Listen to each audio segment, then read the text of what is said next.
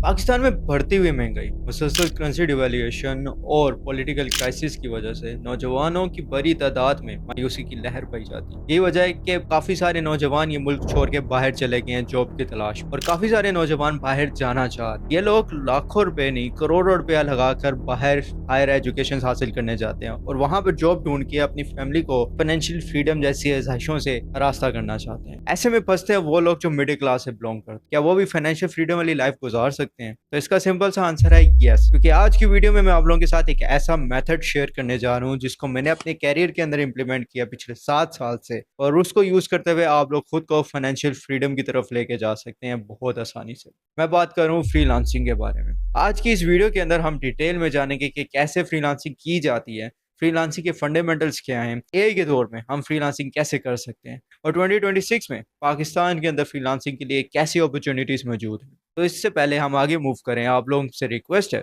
कि मेरे इस यूट्यूब चैनल को लाजमी सब्सक्राइब करें ताकि आप लोगों को मजीद नॉलेज मिले कि कैसे आप लोग अपने आप को फाइनेंशियल फ्रीडम की तरफ लेके जा सकते। आज हम समझने जा रहे हैं फ्रीलांसिंग की पूरी सच्चाई के बारे में। तुम किसी कंपनी के परमानेंट एम्प्लॉय नहीं होते हो, तुम अपनी स्किल बेचते हो अपने टर्म्स पे, अपने टाइम पे। अगर मैं इसको मजीद सिंप्लीफाइड करने की कोशिश करूं तो फ्रीलांसर वो बंदा है जो अपनी मर्जी के टाइम पे, अपनी मर्जी के बजट, अपनी मर्जी के क्लाइंट के साथ काम करना जानता हो। ये आपको एक फ्रीडम प्रोवाइड करता है। ये रेगुलर जॉब से बहुत डिफरेंट होता है। रेगुलर जॉब्स में बॉस तुमसे टाइम खरीदता है, चाहे तुम काम करो या ना करो, और एक प्रिडिक्टेबल सैलरी तुम्हें हर मंथ के एंड में मिल सकती है। क्योंकि फ्रीलांसिंग में क्लाइंट सिर्फ रिजल्ट्स खरीदता है। अब तुम चाहे उसको रिजल्ट्स 2 महीने में ला के दो, 2 दिन में ला के दो, या 2 घंटे में ला के दो, तुम्हें पेमेंट उस हिसाब से मिलेगी जो तुम रिजल्ट्स ला के दो।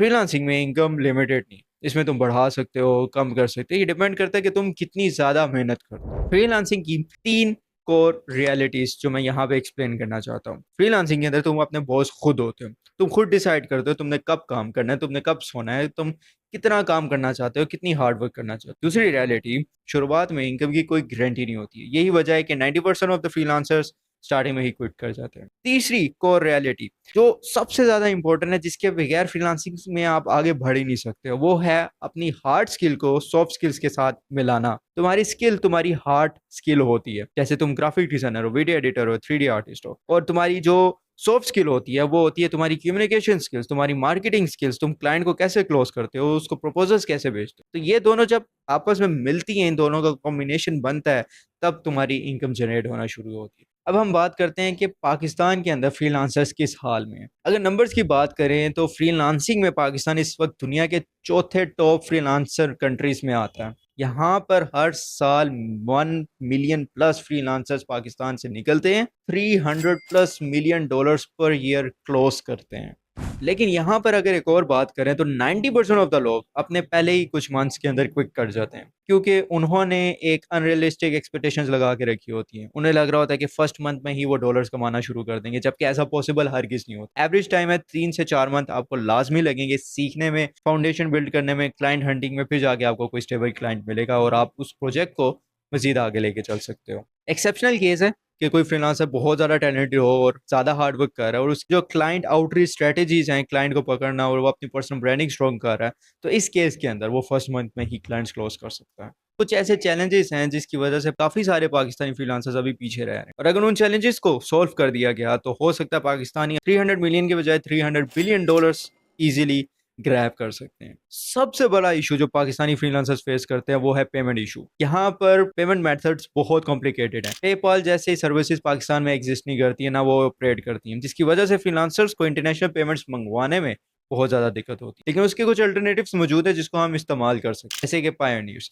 पायोनियर एक अच्छा प्लेटफॉर्म है जहाँ पर आप लोग अपने क्लाइंट से पेमेंट्स रिसीव कर सकते हो, बट उसकी सर्विस फीस बहुत ज़्यादा है और एक्सचेंज रेट भी उसका बहुत ज़्यादा एक्सपेंसिव पड़ता है। तो at the end of the day आपको बहुत कम पैसे बच रहे होते हैं। एलिवेट पे के बारे में बात करें तो वो आपको एक अमेरिकन अकाउंट दे देते हैं जिसके ऊपर आप ACH ट्रांसफर करवा सकते हैं इजीली, और सबसे अच्छा और सेफेस्ट मेथड है क्रिप्टो ट्रांसफर। क्रिप्टो में आप USDT में की फॉर्म में अपने क्लाइंट से पेमेंट रिसीव कर सकते हैं, और ज्यादातर क्लाइंट्स इस चीज को प्रेफर करते हैं। अब पाकिस्तान के अंदर क्रिप्टो जो है लीगल हो चुकी है और क्रिप्टो की एक काउंसिल बन चुकी है। दूसरी चीज है इंटरनेट एंड इलेक्ट्रिसिटी। पाकिस्तान में लोड शेडिंग का काफी ज्यादा इशू रहा था, और अभी ईरान और अमेरिका की वॉर की वजह से पावर प्लांट्स वो इलेक्ट्रिसिटी शायद पूरी नहीं कर पा रहे हैं। इंटरनेट की बात करें तो आए दिन शार्क पानी के अंदर इंटरनेट की तार काट के चली जाती है, जिसकी वजह से हमारे इंटरनेट स्लो हो जाता है। प्रेफरेबल यही है कि अगर आप लोगों को हाई स्पीड इंटरनेट चाहिए, फाइबर की तरफ मूव करो। पीटीसीएल हो गया, एयरटेल हो गया, स्ट्रॉन्ग फाइबर हो गया, ये लोग ये सर्विसेज दे रहे हैं। अपने एरिया के हिसाब से नेटवर्क चेक करो और वो अपने घर में लगवा लो, ज्यादा बेस्ट। इसी चीज है कंपटीशन। एआई के आने की वजह से कंपटीशन बहुत बढ़ गया, मार्केट बहुत ज्यादा सेचुरेट होगी। इसमें आप स्टैंड आउट कैसे करोगे? इसमें आप सिर्फ तभी स्टैंड आउट कर सकते हो जब आप अपनी स्किल के स्पेशलिस्ट बन जाओगे और उसके साथ साथ एआई को यूज करोगे और उसको यूज करते हुए अपनी एक प्रॉपर पोजीशनिंग सेट करोगे, विच मीन्स कि अपने पर्सनल ब्रांडिंग के ऊपर भी काम करोगे, सोशल मीडिया पे लोगों को अपना काम दिखाना शुरू करोगे। इस मेथड को यूज करते हुए आप इस कंपटीशन के एनवायरनमेंट में जीत सकते हो। चौथी चीज है लैंग्वेज बैरियर। आपको जीसीसी कंट्रीज से भी काफी सारे क्लाइंट्स मिलेंगे, लेकिन ज्यादातर क्लाइंट्स आपको वेस्ट से मिलेंगे जहां पर इंग्लिश बोली जाती है। जरूरी नहीं कि आपकी ग्रामर सही हो,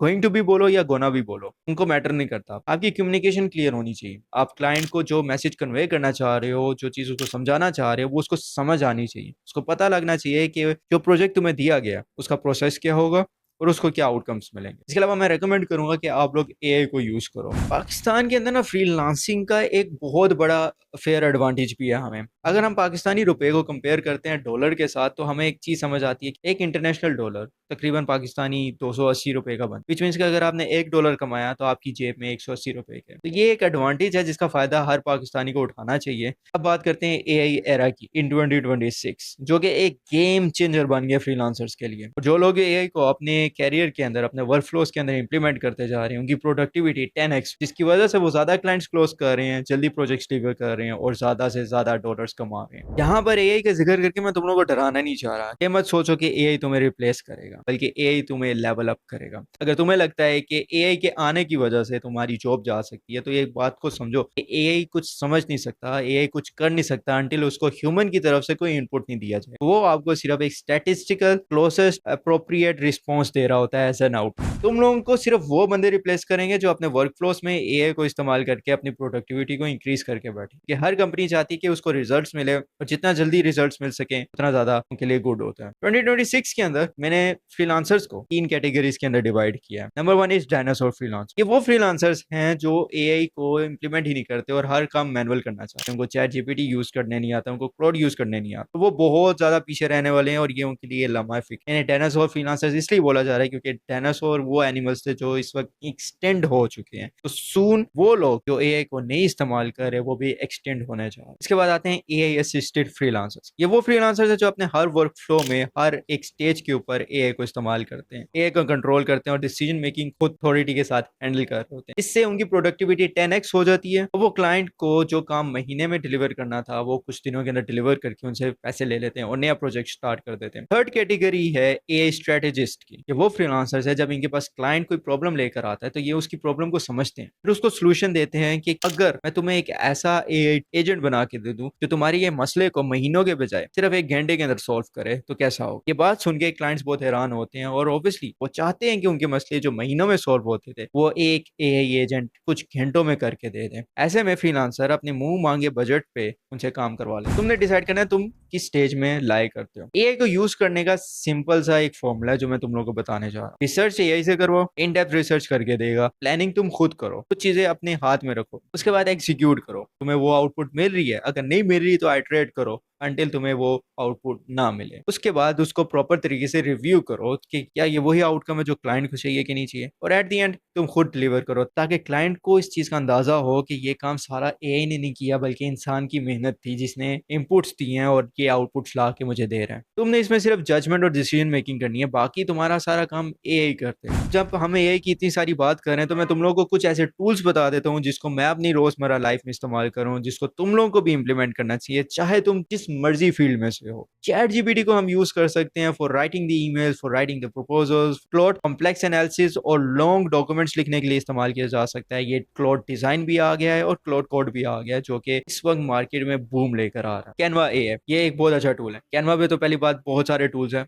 आप खुद के लिए भी पोस्ट डिजाइन कर सकते हो, क्लाइंट्स के लिए भी कर सकते हो, ग्राफिक डिजाइनर बैनर्स भी डिजाइन कर सकते हो, बहुत कुछ डिजाइन कर सकते हो इसके ऊपर। इसके बाद आते हैं एआई जनरेटेड टूल्स, जैसे मिड जर्नी हो गया आप लोगों के पास, नैनो बनाना हो गया, और जीपीटी का नया वर्जन आया उसको यूज कर सकते हो जिसमें टेक्स्ट प्रिसीजन के ऊपर काम किया जा रहा है। कोडिंग के लिए गिटहब को पहले जो डेवलपर्स यूज कर रहे हैं, कर्सर एआई, क्लाउड कोड है, ओपन एआई का कोडेक्स है, वीडियोस के लिए हेजन है, सोरा है, वीओ 3 है, सी डांस जो सबसे ज्यादा एडवांस, सी डांस 2.0 और क्लिंग 3.0। रिसर्च के लिए परप्लेक्सिटी है, ये एडवांस रिसर्च टूल है जिसको बहुत सारे लोग अपने वर्क फ्लोस में इस्तेमाल करें, और ये आप लोग भी कर सकते हो। ये वो तमाम इंसेक्शन टूल्स थे जो एक फ्रीलांसर को पता होना चाहिए, जिसको कभी ना कभी अपनी लाइफ में इस्तेमाल जरूर करना पड़ेगा। अब आते हैं सबसे इंपॉर्टेंट चीज के ऊपर, और ये सवाल मुझसे बहुत सारे लोग पूछते हैं कि भाई हम स्किल को कैसे सिलेक्ट करेंगे, जबकि ये सवाल सबसे ज्यादा गलत है। तुम्हें ये सवाल पूछना चाहिए कि तुम्हारी स्किल से मार्केट में कौन सा प्रॉब्लम सॉल्व हो रहा है। तो अगर तुम्हें पता नहीं लग रहा कि तुम्हें कौन सी स्किल सीखनी चाहिए, किस तरह आगे बढ़ना चाहिए, किस तरह आइडेंटिफाई करो कि तुम्हारा पैशन क्या है, तो मेरा ये सिंपल सा फॉर्मूला फॉलो करो जो 3 स्टेप्स पे मुश्तमिल है। नंबर 1, वो चीज सिलेक्ट करो जो तुम एंजॉय करो, जिसमें तुम बोर नहीं होते, वो एक्चुअल में तुम्हारा पैशन है। नंबर 2, तुम जिसमें थोड़ा सा भी बेटर हो या सीख सकते हो, तुम्हें लगता है कि तुम ट्यूटोरियल्स देखोगे तुम उसमें एक्सपर्ट बनते जाओगे और तुम बोर नहीं होगे, ये तुम्हारा इंटरेस्ट है। नंबर 3, जिसका मार्केट में सबसे ज्यादा डिमांड, इसका इंटरसेक्शन पॉइंट निकालो, वो तुम्हारी स्किल है जिसको तुम्हें सीखने की जरूरत है। उसके अंदर एआई को इम्प्लीमेंट करो और वो तुम्हारे लिए एक ऐसा डेडली कॉम्बो बनेगा तुम सोच नहीं सकते, और यही तुम्हारी स्किल है। और इसी तरह तुम अपनी स्किल्स को आइडेंटिफाई करोगे।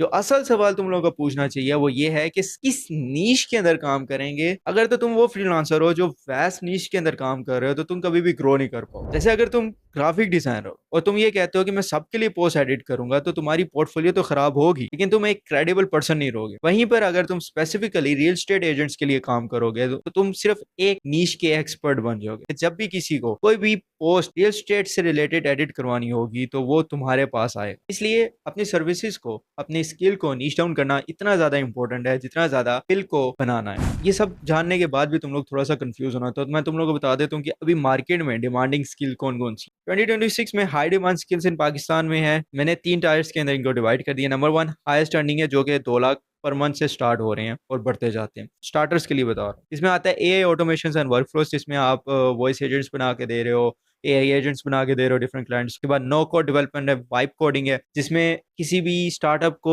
एमवीपी चाहिए होता है ताकि वो इन्वेस्टर्स के सामने जाएं, वीसीस के सामने जाकर पिच कर सकें और उनसे फंडिंग उठा सकें ताकि वो अपना फाइनल प्रोडक्ट डेवलप करवा सकें। प्रॉम्प्ट इंजीनियर्स की बहुत ज्यादा डिमांड होगी, जो समझते हैं कि एआई की एक्चुअल लैंग्वेज क्या है, एआई कैसे कंट्रोल किया जा सकता है, उनकी बहुत ज्यादा डिमांड है। फुल स्टैक डेवलपर्स की बहुत ज्यादा डिमांड है, जो पूरे के पूरे सेस प्रोडक्ट्स को बनाते हैं। अगर Tier 2 की बात करें, जिसमें इनकम रेंज जो है 1 लाख से 2 लाख पर मंथ जा सकती है इजीली। स्टार्टर्स के लिए बता रहा हूँ। इसमें आ जाते हैं यूआई यूएक्स डिजाइनर्स, जो कि पूरी की पूरी वेबसाइट्स एप्स के डिजाइन करके देते हैं कि वो उनका यूजर इंटरफेस कैसा दिखेगा तो यूजर्स कैसे उनके साथ इंटरेक्ट कर सकते हैं। उसके बाद आते हैं वीडियो एडिटर्स और मोशन डिजाइनर्स। इनके बगैर कोई भी कंपनी नहीं चल सकती, कोई भी ब्रांड अपनी मार्केटिंग नहीं कर सकता। वीडियो एडिटर्स की बहुत ज्यादा डिमांड है मार्केट के अंदर। Copy writing and content strategy, copy writing के बगैर, कंटेंट स्ट्रेटेजी बगैर कोई भी अपना सोशल मीडिया, कोई भी अपनी वेबसाइट पर कॉपी नहीं अपलोड कर सकता, कोई भी ब्लॉग पोस्ट करके एसईओ ऑप्टिमाइजेशन नहीं कर सकता। SEO and digital marketing, performance marketing, Meta ads, TikTok ads, YouTube ads, Google ads, ये तमाम चीजें इसमें आ जाती है। सर्च इंजन ऑप्टिमाइजेशन, इसकी भी बहुत ज्यादा डिमांड है मार्केट। अब बात करते हैं टायर 3 के बारे में,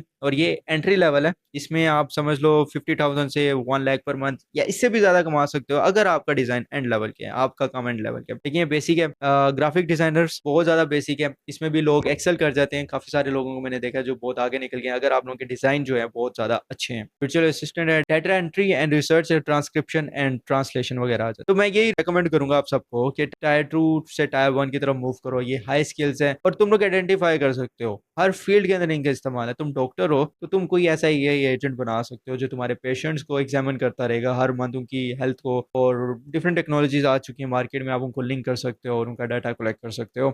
इसके अलावा अगर तुम मैकेनिकल इंजीनियर हो तो मैकेनिकल फेलियर्स के बारे में प्रिडिक्शन करवा सकते हो एआई को यूज करते हुए। तो बहुत सारे यूज है, इसको हर फील्ड में इस्तेमाल किया जा सकता है। अब लोगों ने ये पता लगा लिया कि कौन सी स्किल सीखनी चाहिए और उस स्किल को मजीद नीच डाउन कैसे करना है ताकि ज्यादा से ज्यादा एक ही पर्टिकुलर डोमेन के अंदर तुम एक्सेल कर सको। अब जो मोस्ट इंपॉर्टेंट चीज है वो ये है कि तुमने प्रोफाइल कैसे बनानी है और उस प्रोफाइल को यूज करते हुए क्लाइंट्स कैसे ढूंढने हैं। परफेक्ट प्रोफाइल बनाने के कुछ फंडामेंटल्स हैं तुम जब प्रोफाइल बनाते हो तो तुम्हारी प्रोफाइल पिक्चर ही सब कुछ बताती है तुम्हारे क्लाइंट को कि तुम कितने क्रेडिबल इंसान। अगर तुमने कोई स्पॉटरों वाली पिक्चर लगाई हुई है तो कोई भी क्लाइंट तुम्हारे पास नहीं आएगा। वहीं पर अगर तुमने क्लीन फोटो लगाई हुई है विद परफेक्ट हेडशॉट और वो स्टूडियो टाइप इमेज लग रही है तो ऑब्वियसली उसको तुम्हारे ऊपर ट्रस्ट होगा। तो जब भी तुम प्रोफाइल पिक्चर चूज करने की बारी है तो तुम्हारी प्रोफाइल पिक्चर हाईली प्रोफेशनल होनी चाहिए, ऐसे लगे जैसे वो स्टूडियो में ली गई है। जबकि तुम पिक्चर फोन से ले सकते। अब तो आप लोग एआई को यूज करते हुए भी अपने पिक्चर्स को स्टूडियो टाइप में कन्वर्ट कर सकते हो वेरी इजीली। फिर भी इन केस अगर फोन से पिक्चर लेते हो या कैमरा से पिक्चर लेते हो, उस पिक्चर को इंपोर्ट करो कैनवा के अंदर, बैकग्राउंड को रिमूव करो और एक अच्छा सा ग्रेडियंट ऐड करो जो तुम्हारे ब्रांड कलर्स को रिप्रेजेंट कर रहा हो। और तुम्हारा फेस वेल लिट होना चाहिए, हल्की सी स्माइल हो ताकि तुम दहशतगर्द ना लगो। और इन तमाम चीजों से क्लाइंट का तुम्हारे ऊपर ट्रस्ट बनने लग जाता है। तुम्हारी प्रोफाइल पिक्चर के परफेक्ट होने के साथ साथ तुम्हारे हेडलाइन जो मेंशन करते हो वो ज्यादा परफेक्ट होना जरूरी है। और उसके लिए मैं यूज करता हूँ WWH फॉर्मूला। ये डिफाइन करता है कि तुम क्या कर सकते हो, किसके लिए करोगे और कितने टाइम में करोगे। अगर तुम ये डिफाइन कर देते हो एक लाइन के तो तुम्हारा क्लाइंट तुम्हारे पास आएगा। और अगर तुम एक लाइन के लिए डिफाइन नहीं कर सकते कि तुम करते क्या हो तो मेरे दोस्त तुम्हें एक राइट स्ट्रेटेजी की जरूरत है। जैसे ये कहना गलत है कि तुम एक एक्सपीरियंस ग्राफिक डिजाइनर हो, बजाय इसके तुम ये कहो I help coaches design high converting sales page in 48 hours. कोई भी ऐसा कोचिंग बिजनेस करने वाला फाउंडर होगा जिसने अपने लिए कोई लैंडिंग पेज डिजाइन करवाना है, ये लाइन पढ़ने के बाद फाउंडर समझ जाएगा कि तुम ही वो फ्रीलांसर हो जो उसको सिर्फ 2 दिन के अंदर उसका पूरा लैंडिंग पेज बना सकते हो जो हाईली कन्वर्टेबल होगा। इसी तरह तुम्हारे बायो की पहली 2 लाइन अटमोस्ट इंपॉर्टेंस रखती है। पहली लाइन में तुम्हें एक्सप्लेन करोगे कि क्लाइंट्स को क्या प्रॉब्लम आती है और दूसरी लाइन में तुम्हें एक्सप्लेन कर दो कि तुम उस प्रॉब्लम को कैसे सॉल्व करते हो। जब क्लाइंट किसी भी प्लेटफॉर्म किसी भी फ्रीलांसर को सर्च कर रहे होते हैं, बायो की पहली 2 लाइन्स उसको विजिबल हो। अगर तुमने उन 2 लाइन्स के अंदर एक्सप्लेन कर दिया कि तुम क्या करते हो और कैसे करते हो, वो क्लाइंट तुम्हारा है। अब थोड़ा सा बात करते हैं पोर्टफोलियो के बारे में जो बहुत ज्यादा इंपॉर्टेंट है, क्योंकि जब भी कोई क्लाइंट तुम्हें हायर करना चाहता है वो देखना चाहता है कि तुमने पास्ट में कितने काम किए हैं। लेकिन यहाँ पर अगर तुम बिगिनर फ्रीलांसर हो, तुम्हारे ज़हन में सवाल आ रहा है कि भाई मेरे पास तो क्लाइंट है नहीं, प्रोजेक्ट है नहीं, तो मैं केस स्टडी कैसे बनाऊं। तो इसका सोल्यूशन है मेरे पास। तुम विदाउट क्लाइंट केस स्टडीज बना सकते हो, उनको यूज करते हुए अपनी स्ट्रॉन्ग पोर्टफोलियो बिल्डअप कर सकते हो। बहुत ईजी सिस्टम है। तुम्हारी फैमिली में कोई भी बिजनेस है, कोई शॉप है, कुछ भी है और तुम ग्राफिक डिजाइनर हो तो उनके लिए लोगो डिजाइन कर दो, उनके लिए बैनर डिजाइन कर दो और उसके ऊपर एक केस स्टडी लिख के अपनी पोर्टफोलियो बिल्डअप कर दो। फेक प्रोजेक्ट्स करो, किसी बड़े ब्रांड के लिए काम कर लो और उसके ऊपर केस स्टडी बना के अपलोड करना शुरू कर दो। फिर भी तुम्हें लगता है कि जब तक तुम्हें क्लाइंट नहीं मिलेगा तब तक तुम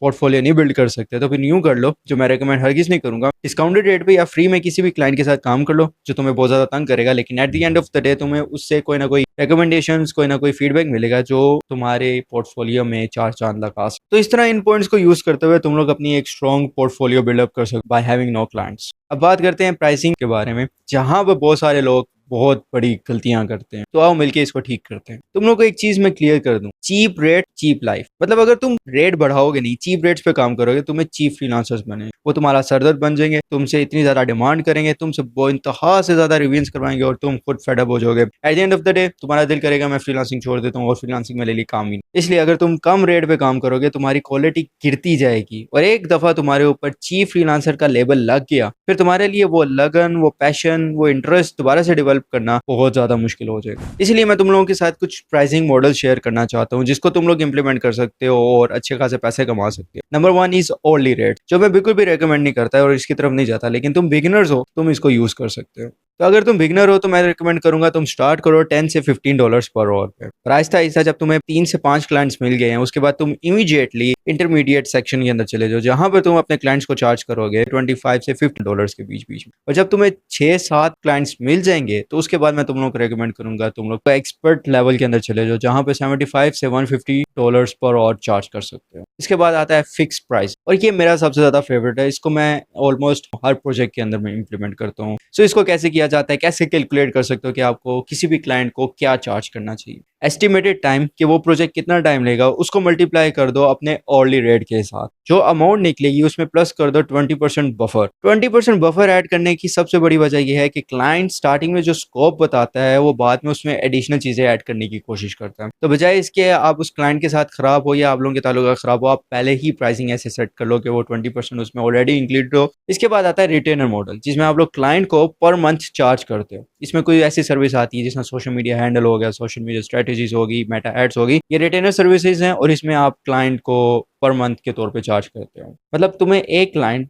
$500 पर मंथ पे करता है, तो इसी तरह के 3-4 क्लाइंट्स पकड़ लोगे तो तुम $1000s में इजीली पर मंथ रिटेनर पे काम कर सकते। 2026 एआई का एरा है। देखो हर वर्क फ्लो एडवांस हो चुका है। एआई को अपने एम्प्लॉयज की तरह ट्रीट कर। ये जूनियर आर्टिस्ट हैं जो तुम्हारी बहुत ज्यादा हेल्प करेंगे। मेरा ऑलमोस्ट बिजनेस का 80% काम मेरे ये छोटे जूनियर एम्प्लॉयज कर रहे हैं। मैंने एआई एजेंट्स बनाए हुए हैं जो मेरे लिए रिसर्च करते हैं, कंटेंट लिखते हैं, मेरे क्लाइंट को हैंडल करते हैं, ऑनबोर्ड करते हैं और बहुत सारे काम करके थे। लेकिन इनको यूज करने से पहले जो मोस्ट इंपॉर्टेंट चीज जिसमें सब लोग गलती कर रहे हैं वो है प्रॉम्प्ट इंजीनियरिंग को समझ। इनको प्रॉम्प्ट कैसे दी जाती है, कैसे आप इनसे अपनी डिजायर्ड आउटपुट हासिल कर सकते हो, वो चीज समझना बहुत ज्यादा जरूरी है। बहुत से लोग जो है सिंपल प्रॉम्प्ट डालते हैं। जैसे किसी को कोई ब्लॉग पोस्ट लिखवानी है फॉर मार्केटिंग, तो वो सिंपली जाएगा चैट जीपीटी पे और लिखेगा जी write me a blog post about marketing. कोई कॉन्टेक्स्ट मेंशन नहीं किया, कोई ऑडियंस नहीं मेंशन की, कोई फॉर्मेट नहीं, कोई प्रॉपर कॉन्टेक्स्ट समझाया नहीं किया एआई को, तो एआई आपको जेनेरिक आंसर देगा। वहीं पर अगर आप लोग अपनी प्रॉम्प्ट को कुछ इस तरह से लिखो, you are a senior content strategist writing for a small business owner in Pakistan, write a 600 word blog post title 5 ways AI can help your small business in 2026, simple English, actionable tips, conversational tone, no jargon, and with CTA to book a free consultation. यहाँ पर कितना कुछ explain कर दिया उसने इस छोटे से प्रॉम्प्ट के अंदर। अब एआई जो आपको आउटपुट देगा वो परफेक्ट आउटपुट होगी, वो वाकई में आपको ढेरों अपॉइंटमेंट्स ला के देगा, क्योंकि ये स्पेसिफिक है, रोल डिफाइन है, ऑडियंस डिफाइन है, टोन डिफाइन है, everything is define in proper structured way. तो अगर तुम प्रॉम्प्ट को लिखना नहीं जानते हो तो तुम्हारे लिए सीखना जरूरी, ये बहुत ज्यादा इंपॉर्टेंट है। और जब तुम इसको सीख लोगे तो तुम्हें एआई से वो डिजायर्ड आउटपुट मिलेगी जो तुम लोग चाहते हो। तो मैंने तुम लोग को बेसिक बताया कि एआई के एरा के अंदर फ्रीलांसिंग कैसे की जाती है। अगर तुम लोग एआई के एरा के अंदर फ्रीलांसिंग में एआई को इंप्लीमेंट नहीं कर रहे, अपने स्किल्स के साथ एआई को नहीं यूज कर रहे हो, तो तुम एक डायनासोर फ्रीलांसर हो और बहुत जल्द तुम एक्सटेंड होने वाले हो। इसलिए तुम लोगों के साथ अब मैं 30 डेज का एक्शन प्लान शेयर करने जा रहा हूँ। अगर तुम सीरियस हो फ्रीलांसिंग को लेके तो ये 30 डे प्लान लाजमी फॉलो कर। इससे मैं रेकमेंड करूंगा एक नोटपैड लो, एक पेन लो और इन तमाम पॉइंट्स को अपने पास लिखो और ट्रैक डाउन करो कि क्या तुम 30 डेज के अंदर ये सब कुछ कर पाते हो कि नहीं कर पाते। मैंने तुम लोगों के लिए सिंपल सा रोड मैप बनाया जिसको हम वीक बाय वीक लेके चलेंगे। पहले वीक में आप लोगों ने अपनी फाउंडेशन को बिल्ड करना है, अपनी स्किल को आइडेंटिफाई करो, वो 3 फैक्टर फॉर्मूला यूज करो जो मैंने तुम लोगों को बताया, अपना पैशन, इंटरेस्ट, मार्केट डिमांड, उनका इंटरसेक्शन पॉइंट निकालो, वही तुम्हारी स्किल है। उसके अंदर एआई को इंप्लीमेंट करो, वो डेडली कॉम्बो बन जाएगा। इसके बाद यूट्यूब पे जाओ और 5 से 7 ट्यूटोरियल से ज्यादा कोई ट्यूटोरियल मत देखो, अपनी स्किल को नरिश करो, परफेक्ट बनाओ, क्योंकि फाउंडेशन बिल्ड नहीं होगी तो तुम उसके ऊपर अपना कैरियर नहीं बना पाओगे। सेकंड वीक तुम लोगों के लिए लर्निंग के साथ साथ तुम्हारा प्रैक्टिस और बिल्डिंग फेस भी होगा। इसके अंदर तुम लोगों को मैं रेकमेंड करूंगा दिन के 4 से 5 घंटे लाजमी दो कोई भी स्किल के ऊपर, ताकि वो और ज्यादा पॉलिश हो। और अगर तुम लोग जॉब करते हो तो 1 से 2 घंटे per day more than enough होंगे कोई भी स्किल सीखने के लिए। वीक 2 के फेज के अंदर तुम लोगों ने 2 से 3 पोर्टफोलियो के केस स्टडीज लाजमी बनानी। अब आती है बारी वीक 3 की, जो कि तुम्हारे लिए सेटअप का वीक होगा, जिसमें तुम लोग कवर के ऊपर अपनी प्रोफाइल बनाओगे। इसके अलावा सोशल मीडिया हैंडल्स परफेक्ट करने की कोशिश करोगे, चाहे वो इंस्टाग्राम हो चाहे वो लिंक्डइन हो। लिंक्डइन तुम्हारे रिज्यूमे है, लिंक्डइन ही तुम्हारी सीवी है। बहुत सी कंपनीज तुमसे वो वाली सीवी, पेपर वाली सीवी नहीं मांगते, they need your LinkedIn profiles link, क्योंकि वो एक्सप्लेन कर देती है कि तुम्हारे पास कितना एक्सपीरियंस है। वीक 4 तुम्हारे लिए आउटरीच स्ट्रेटेजी फेज होगा, जिसके अंदर तुम लोग अपवर्क के ऊपर रोजाना 5 से 10 प्रपोजल्स भेजोगे आफ्टर बाइंग द कनेक्ट, क्योंकि वहां पर तुम लोगों को ढेरों क्लाइंट्स मिल सकते हैं अगर तुम राइट स्ट्रेटेजी और अच्छी एसईओ करते हो अपने प्रोफाइल्स की। इसके अलावा मैं रेकमेंड करूंगा लिंक्डइन प्रीमियम ले लो और 3 से 4 मैसेजेस लिंक्डइन के ऊपर भेजो, इंस्टाग्राम के ऊपर भेजो, और सबसे बढ़कर अपनी पर्सनल ब्रांडिंग के ऊपर काम करो। पर्सनल ब्रांडिंग में अपना काम दिखाओ लोगों को, तुम काम कैसे करो। जाए इसके तुम सिर्फ ये दिखाओ तुमने क्या बनाया है, तुम उसका प्रोसेस दिखाओ, उसके बिहाइंड द सीन्स दिखाओ, ताकि क्लाइंट को ट्रस्ट हो कि ये काम तुम कर सकते हो। At the end of the day मुझे मालूम है कि इस वीडियो को देखने के बाद 3 किस्म के लोग होंगे जो बैठे होंगे इस वक्त। एक वो जो वीडियो को देखेंगे, बंद करेंगे और वहीं के वहीं रह जाएंगे। एक वो होंगे जो पहले फेज में ही क्विट कर जाएंगे क्योंकि उनको डॉलर नजर नहीं आ रहा होगा, वो समझते हैं कि शायद उनको बहुत जल्दी पैसे मिल जाएंगे, जो कि पॉसिबल नहीं। तीसरे वो लोग होंगे जो एक्चुअल में दुनिया में कामयाब होते हैं, और ये वो लोग हैं जो 6 मंथ्स तक कंसिस्टेंटली रोड मैप को फॉलो करते और आगे बढ़ने का सोच। तो आप किन में से हो ये आप लोगों को डिसाइड करो। वीडियो अच्छी लगी तो मेरे चैनल को सब्सक्राइब करो, लाइक करो, कमेंट करो, और मुझे बताओ कि तुम लोगों को किस चीज में मसला आता है, ताकि मैं नेक्स्ट वीडियोस उसमें बनाऊं और तुम लोगों की हेल्प कर सकूं, ताकि तुम लोग भी फ्रीलांसिंग की डोमेन में आगे बढ़ो, ना सिर्फ पाकिस्तान का नाम रोशन करो बल्कि खुद को भी फाइनेंशियल फ्रीडम बनाओ। मुझे इतनी इजाजत, आपसे मिलते हैं नेक्स्ट वीडियो में। अल्लाह हाफिज।